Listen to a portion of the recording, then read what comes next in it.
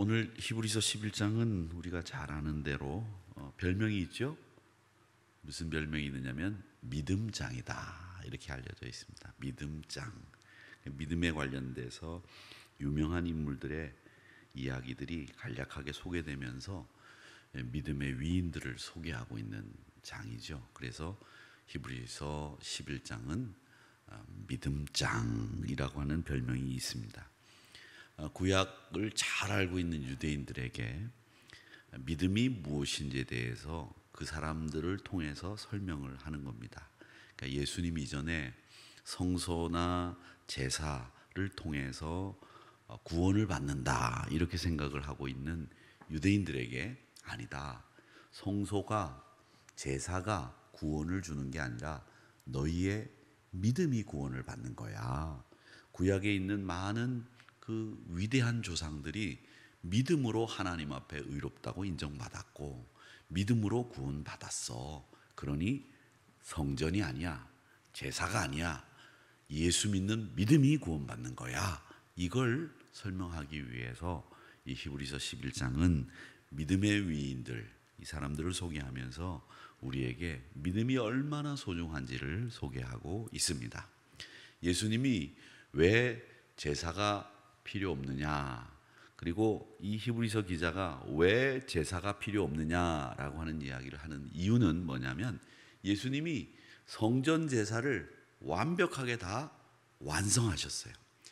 인간이 하는 그 한 번 드리는 이 제사, 이 제사는 불완전한 제사예요.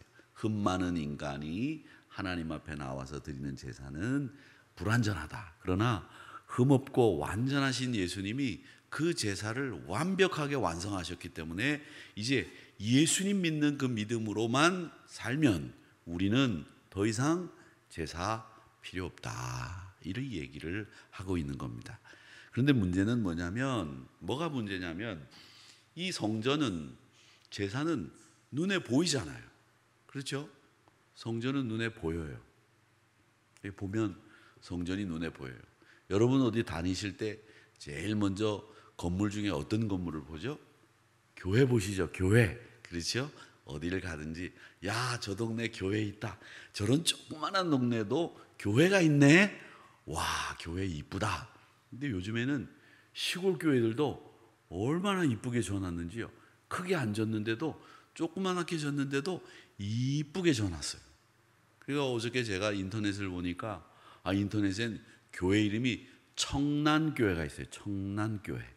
청란교회가 뭐냐면 난자는 계란 난자예요. 계란처럼 생겼어 교회가. 근데 파란색 블루빛을 탁 띠는 교회도 크지도 않아요. 한 교회가 생긴 게 우리 요 앞에 정도, 요 정도 크기인 것 같아요. 그런데 교회가 계란같이 생겼는데 파란 계란처럼 생겼어요. 그 교회 이름이 청란교회예요. 그런 교회도 있더라고요. 근데 우리는 그 교회가 기도처나 우리 성도님들이 기도하는 기도처소나 아니면 조그마한 스몰 웨딩을 하는 공간으로는 딱 좋겠는데 우리 교회 그런 건 맞지 않은데, 왜 여러분 라스베가스 가보면 그 라스베가스에 그 결혼하는 예식장들이 쫙 있는데 고만하죠. 줄에 들어가고 친구 들어가고 부모님도 안 와요. 친구 한두 명 들어가고 신랑 신부 있고 줄에 시청에서 나온 공무원 있고 그래가지고 할 수 있는 조그마한 예배당, 채플들이 굉장히 많은 것처럼 그렇게 생겼더라고요. 근데 이 성전은 눈에 보여요. 문제가 되지 않아요. 그런데 문제는 뭐냐면 믿음이 눈에 보이지 않는다는 거예요. 이것 때문에 눈에 보이는 것에서 눈에 보이지 않는 것으로 옮겨갈 수 있는 믿음이 너희들에게 있느냐, 이 얘기를 하면서 믿음이 눈에 보이지 않기 때문에 바라는 것들의 실상이요 보이지 않는 거의 증거다라는 이야기를 하고 있는 겁니다. 여러분, 보이지 않는 것, 우리가 보이지 않는 것, 바라는 것들의 실상이고 보이지 않는 것의 증거다. 여러분들이 우리 조선조 시대 때 세종대왕이 한글 만드는 거 보셨어요? 보셨어요? 안 보셨죠? 근데 여러분들 어떻게 믿습니까? 세종대왕이 한글을 만들었다는 걸 어떻게 믿어요? 들어서 봐서 역사적인 자료들이 텔레비전에서 그렇게 얘기하니까 여러분들이 믿으시는 거죠. 그리고 한 사람도 예외 없이 다 같이 한마디로 세종대왕이 한글을 만들었다 그러니까 여러분들이 믿으시는 거죠. 그렇죠? 그렇죠. 여러분들이 제가 태어나던 해에 5.16 군사혁명이 일어났어요. 제 나이를 소개해버리고 말았네. 큰일 났네. 5.16 군사혁명이 일어났어요. 제가 태어나기 전날 일어난 것 같아요. 제가 물론 음력이지만 더 전이긴 하지만 여러분 그걸 제가 봤습니까? 전 못 봤어요. 보지도 못했고 또 역사책에서 박정희라고 하는 사람이 군사혁명을 일으킨 다음에 그 옆에 이렇게 시커먼 그 부관들이 있는 가운데서 시청 앞에 서 있는 사진은 봤어요. 그게 다 사람들이 우리에게 보여준 것들이에요. 그런데 그게 합성된 건지 조작이 된 건지 제가 검증을 안 해봤어요. 그런데도 믿어요. 왜? 보이기 때문에. 그리고 많은 사람들이 그렇게 얘기하기 때문에. 그런데 우리는 이 믿음을 가지고서는 얘기를 합니다. 너희들이 보지 못하는 것을 어떻게 믿느냐? 너희들이 소망하는 게 도대체 어디 있느냐? 여러분 소망하는 게 눈에 보이는 게 있습니까? 나는 앞으로 60평 아파트를 사고 우리 아들이 이런 사람이 됐으면 좋겠다. 그게 눈에 보이나요? 또 여러분 자녀들이 결혼하고 싶어하고 배우자를 갖기를 원하는데 여러분 며느리감이나 사위감 얼굴 본 적 있어요? 없어요. 다 보지 못했습니다. 그런데 보이지도 않고 눈에 안 보이는데도 우리는 믿고 바라고 있어요. 그게 뭐냐면 믿음이 있기 때문에 우리 아들이 뭐가 모자라서 우리 딸이 뭐가 모자라서 결혼을 못해? 다 그렇게 생각해요. 그게 다 바라는 것들이죠. 그런 바라는 것들이 다 뭐냐? 여러분들의 믿음이라는 거예요. 그런데 그것도 신앙 안에서 믿음이라는 거예요. 신앙 안에서도 이 믿음이라고 하는 것은 여러분 그렇게 얘기합니다. 이성적으로 이건 납득이 안 돼. 내가 도무지 이거는 받아들일 수 없어. 이런 것들이 얼마나 많습니까? 그런데 여러분 이 세상의 원리를 여러분들이 다 아십니까? 다 알아요? 아니요. 제가 살아보니까 이제 조금 알 것 같아요. 요만큼. 예전에는 젊었을 때는 내가 세상을 이만큼 안다. 내가 똑똑하니까 이만큼 안다고 생각하는 분들이 많이 계실 거예요. 그런데 시간이 지나면 지날수록 아이고 내가 아는 게 요거밖에 없네. 요렇게 되면서 머리가 숙여지더라고요. 자식을 낳기 전에는 저도 자식을 낳으면 이렇게 키워야지 이런 생각을 가지고 있었어요. 저희 어머님도 아직도 그런 얘기를 해요. 우리 큰아들은 머리 스타일은 요렇게 옷은 요렇게 입힐 거다. 지금도 얘기하세요. 근데 그렇게 제가 입습니까? 절대 안 입죠. 바라는 거예요. 그 바라는 것은 뭐가 있기 때문에? 믿음이 있기 때문에 바라는 거예요. 보지 못하는 것을 믿는 것도 믿음이 있기 때문에 그런 거예요. 그래서 이 눈에 보이지 않는 이 믿음이 얼마나 소중한 것이고 이 믿음이 여러분들에게 소망을 주고 믿음이 여러분들에게 보지 못한 것들이지만 내 마음에 확신을 줄 수 있다는 것을 히브리서 기자는 지금 위대한 조상들을 통해서 말하고 있는 거예요. 그러니까 여러분 우리가 믿는 것은 눈으로 보고 믿는 게 아니라 믿음을 보고 믿고 믿음으로 증거하는 거예요. 세상이 다 그렇습니다. 그러기에 이 믿음이라고 하는 것이 눈에 보이는 것보다 훨씬 중요하고 믿음이라고 하는 것이 내가 바라는 것들의 진짜 모습이라고 하는 것을 꼭 기억하시기를 바랍니다. 아멘이 새벽에 지금 아직 입이 덜 떨어져서 시원찮다 이런 생각이 제 마음에 드는데 여러분 이 믿음이 보이는 것보다 더 중하다는 것을 꼭 기억하시기를 바랍니다.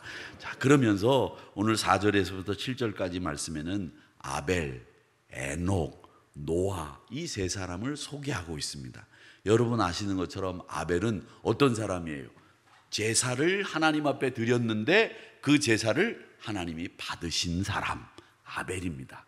그런데 구약 성경에는 믿음으로 드렸다는 말이 없는데 이 히브리서 기자는 믿음으로 예배를 제사를 드렸기에 하나님이 받으셨다 이렇게 소개를 하고 있고, 에녹은 믿음으로 살다가 하나님과 함께 동행하다가 승천한 사람이라고 소개를 하고 있고, 노아는 믿음으로 살면서 타락한 그 시대에 혼자 아라랏산에서 방주를 만들어 구원받았다라는 이야기를 소개하고 있습니다. 이 사람들이 모두가 다 뭘 가지고 살았느냐? 믿음을 가지고 살았습니다. 눈에 보이지 않는 믿음. 이 홍수가 일어나지 않았지만 무려 850년 정도 방주를 만들었다고 그렇게 기록이 되어 있는데, 계산을 해보면 그 850년, 800년 동안 방주를 만들면서 이 에녹이 뭘 가지고 아무도 만들지 않는 방주를 산 위에서 만들었겠어요? 믿음이 있는 거예요. 홍수 일어난다. 그 믿음이 있었기 때문에 방주를 만들고 구원받았다라고 하는 것이죠. 아벨은 제사를 드리면서 이 제사는 하나님이 꼭 받으신다라는 믿음이 있었기 때문에 성심을 다해서 하나님이 보이지 않아도 불로 하나님 앞에 제사를 드렸다. 에녹은 믿음이 있었기 때문에 하나님의 정결한 사람으로 하나님과 동행하면서 살았다라고 하는 겁니다. 아브라함도 마찬가지입니다. 아브라함도 그가 믿음이 있었기 때문에 그가 하나님의 말씀을 따라 하란을 떠나 가나안까지 갈 수 있었다라는 거죠. 고통과 어려움 속에서도 믿음이 있기 때문에 여러분 소망을 가지고 사는 거예요. 여러분 안에 공고하고 견고한 믿음이 있으십니까? 어떤 믿음이 있으십니까? 내가 꼭 죽고 말 거야, 이런 믿음 있으십니까? 그런 믿음보다 더 소중한 믿음, 나는 하나님 안에서 믿음으로 승리한다, 이런 믿음. 하나님이 나에게 주신 약속은 무궁무진하다, 이런 믿음. 하나님이 나를 회복시켜 주신다, 이런 믿음, 이런 소망, 오늘도 여러분 가슴에 꼭 담으시기를 축복합니다. 에이, 틀렸어, 오늘도 틀렸네, 글렀네, 에이그, 소화도 안 되고 배는 아프고 먹을 거는 다 그냥 다 뭐가 되고, 에이, 그냥 이놈의 세상 뻥 터져라, 이런 사람들도 있더라고요. 이 세상이 뻥 터지면 어떻게 되겠습니까? 안 되죠. 오늘도 하나님 좋은 사람 만나게 해주시고, 오늘도 내가 하는 일마다 술술 풀리게 하여 주시옵시고, 그런 얘기들을 가슴에 담고 오늘 이 제단에서 기도하시다가 돌아가시기를 바랍니다. 그러니까 여러분, 믿음이 중요한 거예요. 이 믿음을 잃지 마시고 항상 하나님을 기쁘시게 해드리는 이 믿음 가지고 살기를 바랍니다. 남녀노소를 불문하고 빈부귀천을 불문하고 아무리 부족하고 연약해도 하나님의 백성, 하나님의 자녀들은 믿음 가지고 있으면 승리할 줄로 믿습니다. 여러분이 지금까지 승리하지 않으셨습니까? 여러분이 여기까지 온 게 승리한 겁니다. 실패한 게 아니에요. 그런데 이 승리를 감사로 하나님 앞에 예배드리면서 놀라운 은혜의 소식을 당당히 전하면서 그렇게 살겠습니다, 이렇게 다짐하시는 시간이 되시고, 항상 약속 바라보고 보이지 않는 이 믿음을 여러분 마음 중심에 꼭 두시고 살아가시기를 주님의 이름으로 축복합니다.